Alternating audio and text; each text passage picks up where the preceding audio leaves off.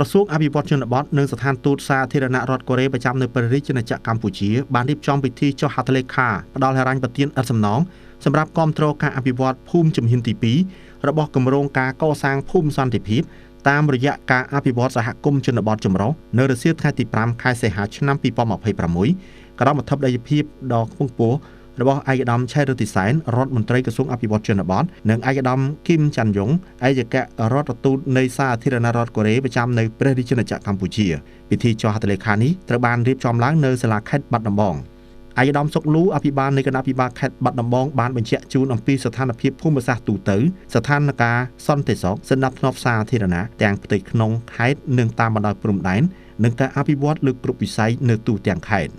លោកណមសារឿនតំណាងទីប្រឹក្សាគ្រប់គ្រងគម្រោងបានបង្ហាញលទ្ធផលនៃការអនុវត្តផែនការអភិវឌ្ឍភូមិជំហានទី1នៅក្នុងភូមិគោលដៅចំនួន30ភូមិលើគម្រោងតូចៗចំនួន28គម្រោងក្នុងនោះខេត្តបាត់ដំបងមានចំនួន6ភូមិមានគម្រោងចំនួន6គម្រោងខេត្តបៃលិនមានចំនួន12ភូមិមានគម្រោងចំនួន12គម្រោងនិងខេត្តបន្ទាយមានជ័យមាន12ភូមិមានគម្រោងចំនួន10គម្រោងហើយសម្រាប់ផែនការអនុវត្តជំហានទី2នេះនឹងអនុវត្តនៅក្នុងភូមិគោលដៅចំនួន30ភូមិក្នុងខេត្តគោលដៅទាំង3ខាងលើដែលមានគម្រោងសរុបចំនួន30គម្រោងឯកឧត្តមគីមចាងយុងឯកអគ្គរដ្ឋទូតនៃសាធារណរដ្ឋកូរ៉េប្រចាំនៅកម្ពុជាបានអញ្ជើញថ្លែងចំណាប់អារម្មណ៍ដោយបានបង្ហាញថាគម្រោងអភិវឌ្ឍជនបទតាមបែបចូលរួមជំហានទី1ពិតជាបានចូលរួមចំណែកយ៉ាងសំខាន់ក្នុងការលើកកម្ពស់កម្រិតជីវភាពរស់នៅរបស់ប្រជាជននិងជំរុញការអភិវឌ្ឍភូមិឲ្យមានការរីកចម្រើនតាមរយៈការធ្វើឲ្យប្រសើរឡើងនៅហេដ្ឋារចនាសម្ព័ន្ធសំខាន់ៗដូចជាការអប់រំការថែទាំសុខភាពការផ្គត់ផ្គង់ទឹកនិងផ្លូវថ្នល់ជាដើមឯកឧត្តមឯកអគ្គរដ្ឋទូតក៏បានបញ្ជាក់បន្ថែមទៀតថាការចុះកិច្ចព្រមព្រៀងជំហានទី2នេះគឺជាការបង្ហាញនូវការបដិញ្ញាចិត្តនិងការសន្យារួមគ្នារវាងសាធារណរដ្ឋកូរ៉េនិងព្រះរាជាណាចក្រកម្ពុជាដើម្បីកសាងអនាគតនិងការអភិវឌ្ឍដ៏ភ្លឺថ្លាសម្រាប់សហគមន៍ជនបទនៅកម្ពុជាឯកឧត្តមឆៃរតិសែនបានមានប្រសាសន៍ថា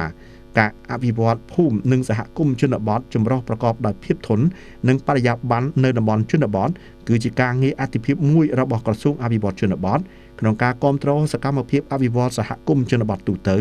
សហគមន៍ដីសម្បត្តិសង្គមគិច្ចគ្រប់ប្រភេទនិងសហគមន៍ជនជាតិដើមភាគតិចផងដែរ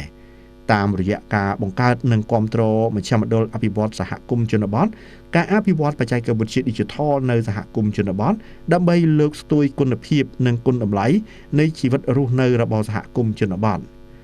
គម្រោងអភិវឌ្ឍសហគមន៍ជនបទបាននឹងកំពុងតែដើរតួនាទីយ៉ាងសំខាន់ក្នុងការជួយពង្រឹងភាពជាម្ចាស់និងសមត្ថភាពសហគមន៍នៅតាមភូមិគោលដៅ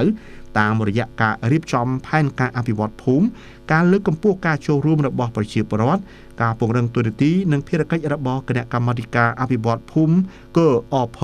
និងការគ្រប់គ្រងរបស់សកម្មភាពអភិវឌ្ឍនានាដែលឆ្លើយតបទៅនឹងតម្រូវការជាក់ស្ដែងរបស់ប្រជាជននៅមូលដ្ឋាន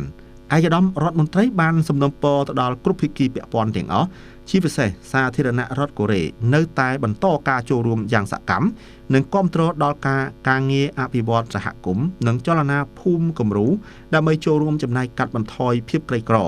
ស្របតាមយុទ្ធសាស្ត្របញ្ចកោណដំណាក់កាលទី1របស់រាជរដ្ឋាភិបាលក្រោមការដឹកនាំប្រកបដោយគតិបណ្ឌិតរបស់សម្ដេចមហាបវរធិបតីហ៊ុនម៉ាណែតនាយករដ្ឋមន្ត្រីនៃព្រះរាជាណាចក្រកម្ពុជាដើម្បីរួមចំណែកជំរុញសម្រេចឲ្យបានជោគជ័យនៅចក្ខុវិស័យកម្ពុជាជាប្រទេសមានប្រាក់ចំណូលខ្ពស់ឆ្នាំ2050